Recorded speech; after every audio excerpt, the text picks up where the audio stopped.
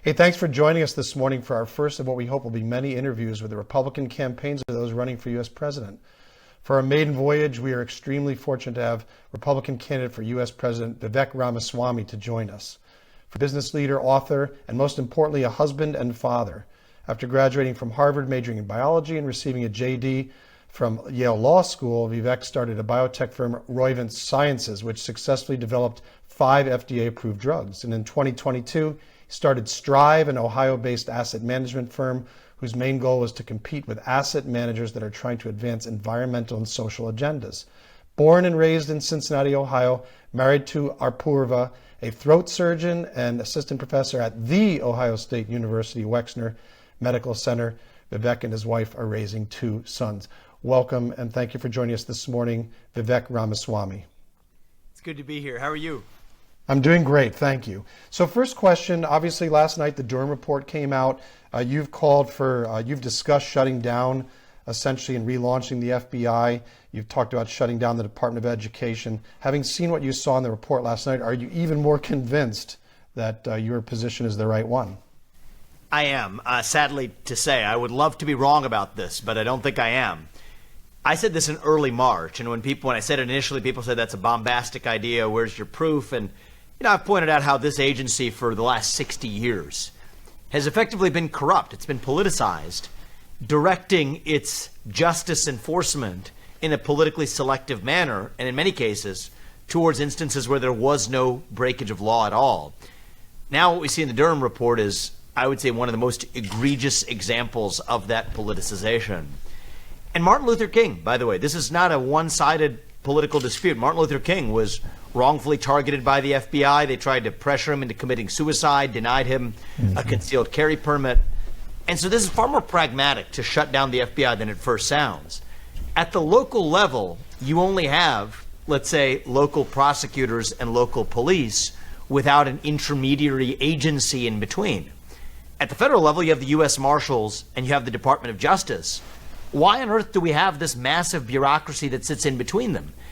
It makes no sense. And when you have a bureaucracy so vast, that then becomes a laboratory, a sort of cesspool for the kind of corruption that we've seen. It's an agency without accountability that shouldn't have existed, sort of in this in-between intermediary status. It has no reason to exist that way. A lot of those investigative powers could be moved under the Department of Justice. Now that itself has a lot of reform, cultural reform in the Department of Justice, which we can talk about. That's a conversation for another day.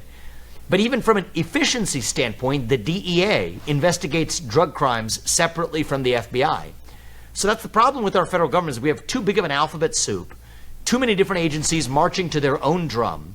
First of all, that's inefficient. But second of all, it's not just that it's inefficient, it creates purposefully a departure from political accountability.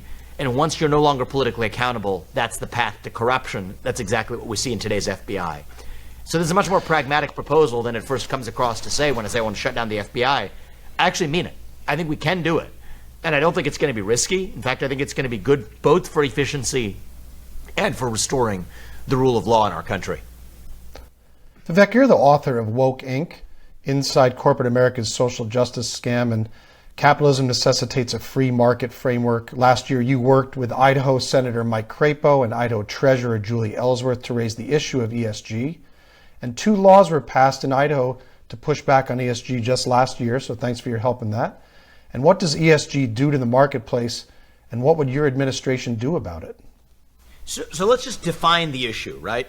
ESG refers to environmental, social, and governance factors as applied to the allocation of dollars in the economy. Whose dollars? Your dollars, our dollars, the dollars of everyday Americans. So the 3 largest asset managers in the U.S. today, BlackRock, State Street, Vanguard, what they've been doing is aggregating the money of everyday citizens across the country and using those dollars to foist one-sided political views onto major American companies, voting for, let's say, Scope 3 emissions caps at companies like Chevron, racial equity audits at companies like Apple and Home Depot. These are policies that, first of all, most of those capital owners do not want to see advanced with their money. Second of all, though, these are policies that, frankly, don't advance their best financial interests. That's the most important part of this. And so what I've said is that asset managers and asset allocators, including pension fund managers, they have one responsibility. According to the sole interest rule, their job is to maximize the financial value of those investments and to vote their shares accordingly. That's not happening today.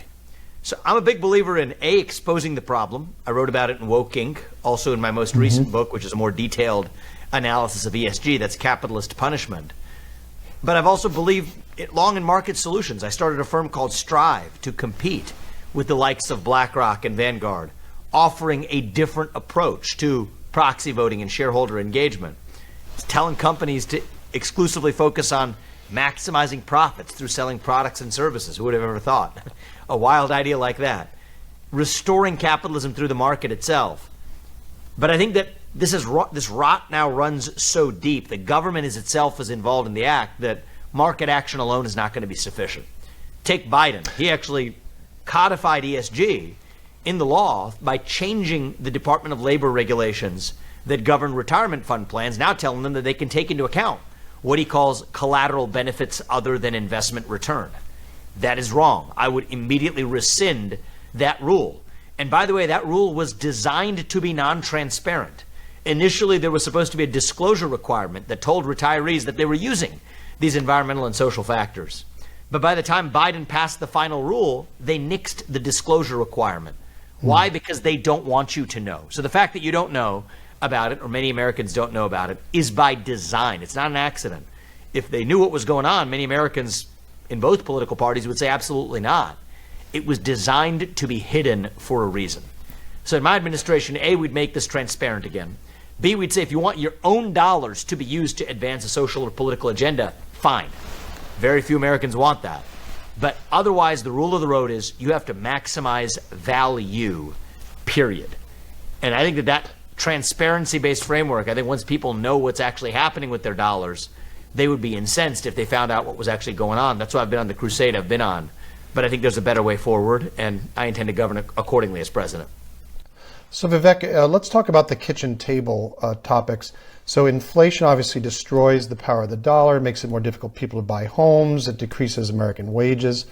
We've had double digit over the last 2 years. People talk about inflation decreasing, but over 2 years it's been double digit pace. What would you do to help with that issue? And your background in biotech, we've seen an explosion of medical inflation as well. Any thoughts about that inflation factor as well? Yeah, so two different issues, both important. First, let's just talk about overall inflation. Let's talk about our economy more broadly. I'm the only candidate in this race actually talking about economic growth as a solution. And we can deliver economic growth in a way that also curbs inflation. Let's talk about the energy sector. We need to drill, frack, burn coal, embrace nuclear. Those are words you're not supposed to say out loud. I'll say them, embrace them. And in fact, this is something the U.S. president can do. Fix the permitting process in the federal bureaucracy. Embrace actual American energy resources rather than using this climate cult to shackle the United States economy while, by the way, leaving China untouched. That's wrong. That's one of the first elements to GDP growth. It is also one of the main drivers of inflation, the rise in energy costs. Second thing we need to do, again, we grow the economy while also fighting inflation, is to put people back to work. Right now, we are paying people to stay at home. That causes businesses to have to pay even more, and they're still not able to attract people back to work with that. That increases the cost of supply chains, reduces supply chains providing actually goods and services, that reduces supply of goods and services, that raises their prices. Again, just like high energy costs, the supply chain shortages caused by a worker shortage are contributing both to inflation as well as to GDP stagnation in this country. And then the third thing we need to do is reform the Federal Reserve. The Federal Reserve has been trying to play God for the last 15 years in this country, last 25 years really, raining fake money from on high like manna from heaven. Well, that's actually contributed to inflation as well. I would put the Federal Reserve back in its place by restoring a single mandate, stabilize the U.S. dollar as a unit of measurement rather than as a effectively financial god that's trying to hit two targets with one arrow, inflation and unemployment. They've done a disastrous job of both. Instead, go back to putting the Federal Reserve in its place to just stabilize the dollar. And we don't need the 22,000 employees they have in the Fed today. I would have a 90% headcount reduction on day one, over 90%. We need fewer than 2,000 employees to do that job well. It's actually one of the lessons learned about the administrative state is when you have too many people show up to a federal government to do work that they shouldn't have been doing in the first place, they find things to do. And that's the most damaging part. It isn't the cost of their salaries, though that's damaging too. The real cost is what they do that they shouldn't have otherwise been doing when you force them to show up. I won't. That's exactly why we're going to cut the size of the federal government by over 75% by headcount, over 90% in the Federal Reserve System. And your thoughts on the medical inflation, and Yes. given your extensive background? So look, I think that one of the great contributors to medical inflation actually is the FDA, the regulatory state itself. They have a vested interest, and it's a pretty corrupt process designed to weed out competitors too, of raising the cost required to bring a new medicine to market. I've experienced this firsthand myself. I've overseen the development of 5 different medicines, all of which are FDA approved today. I can tell you from experience, it is a captured process. It is a process that is far more Byzantine, far more cumbersome, far more regulated than it ever should be. And by the way, they use very different standards. Sometimes they'll say, oh, it has to be 10 years to develop a new medicine or a vaccine. And then other times they'll say, oh, 1 year, no problem. We'll shepherd it right through and even mandate the product. That's corrupt.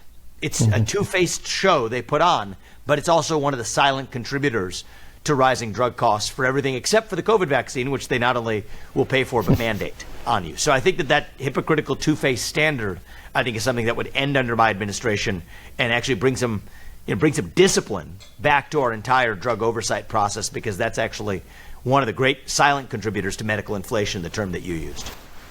So we're pleased to have U.S. presidential candidate in the Republican Party, Vivek Ramaswamy, joining us. Just a few more topics before we take leave of you, and thank you so much for your time again. First of all, it's the border. The U.S. Secretary of Homeland Security, Alejandro Mayorkas, repeatedly has said that the U.S. border is secure. 83,000 migrants crossing the U.S. just last week. End of Title 42. What is the Biden administration doing to the U.S. in this policy, and what would you do in terms of immigration policy? Well, don't even get me started on the Biden administration. I think that some of this is not just incompetence. It would be a mistake to call this incompetence. It is by design.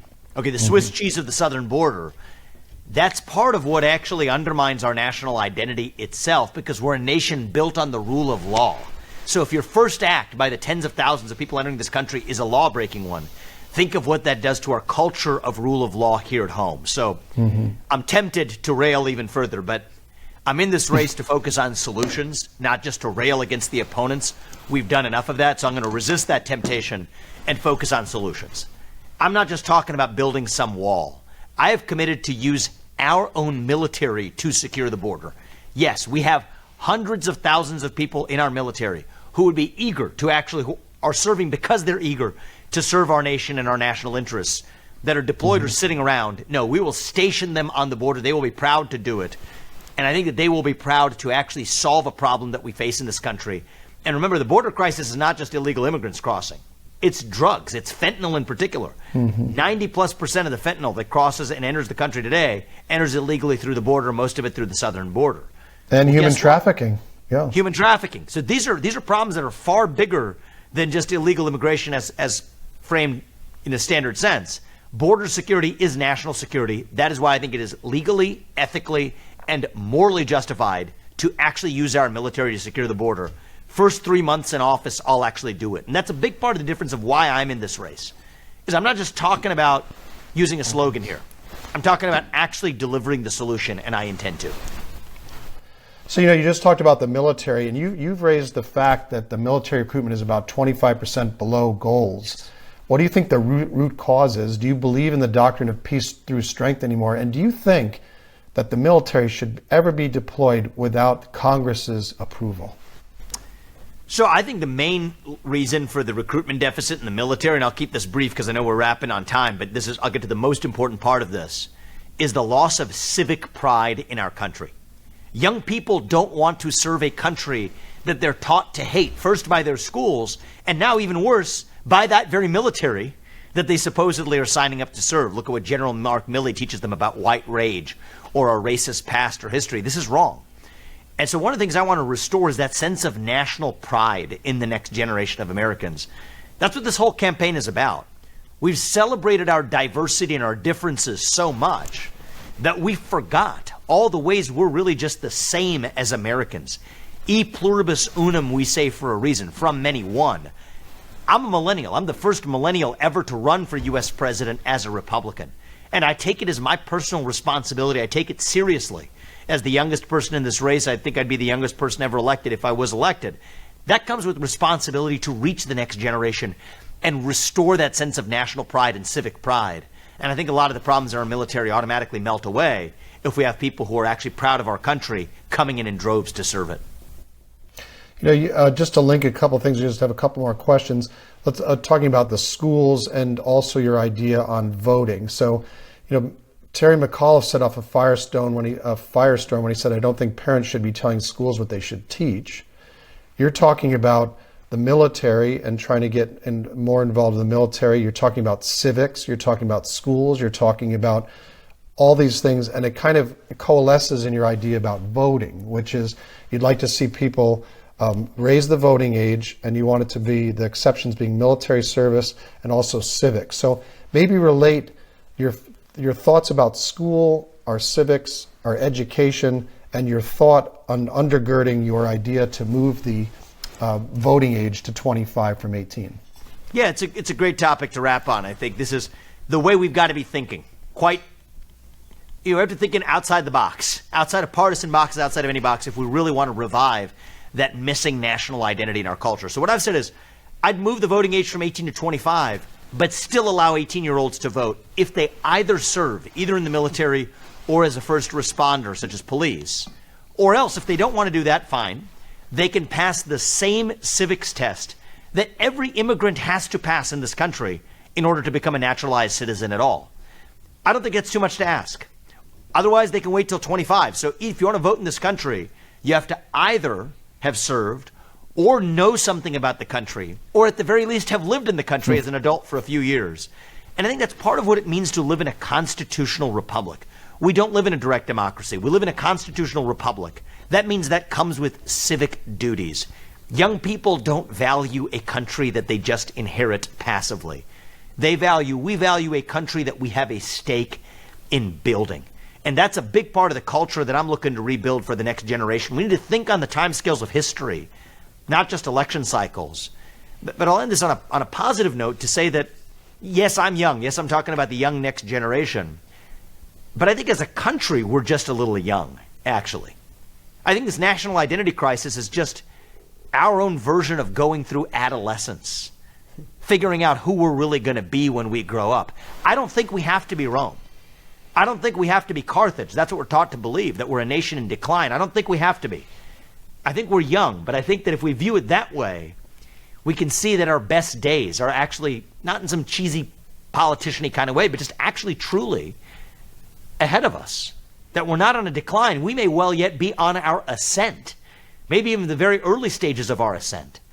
But that's not going to happen automatically. I think it's going to take those of us who are willing to do the bold thing, to actually stand up for civic pride, to do it and put teeth into it for the next generation of Americans. I didn't propose that because I thought it was politically popular. I didn't poll the idea or anything else. This is the kind of thing I think we need to be doing to revive our national identity. And once we do, then our economic challenges or our foreign policy challenges that we talked about become that much easier. And that's a big part of why I'm in this race. So Vivek, just lastly, your 2-minute pitch on why you right now and how people engage your campaign. How do they help if they want to get involved? Well, look, I think you visit Vivek2024.com, Vivek 2024.com. You can learn more about the campaign. I'd say donate $1. You don't even have to decide who you're voting for yet.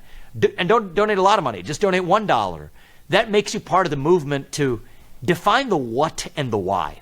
That's what I'd like to see us do more in this party. What do we stand for? Why do we stand for it? Turn to the question of the who next year.